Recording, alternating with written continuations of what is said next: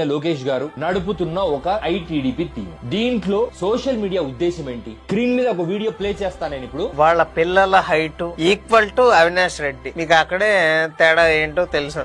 ఇతనికి మగతనం లేదు, అందుకని పెళ్ళ ఇంకో దాచి చూసుకుంది అవినాష్ రెడ్డి గారిని. ఏ పొలిటికల్ పార్టీకి చెందిన వాడైనా సరే ఇటువంటి మాటలు మాట్లాడొచ్చా? సొంతం నీ తల్లి గురించి ఎవడన్నా ఇటువంటి మాటలు మాట్లాడితే నువ్వు తట్టుకుంటావా?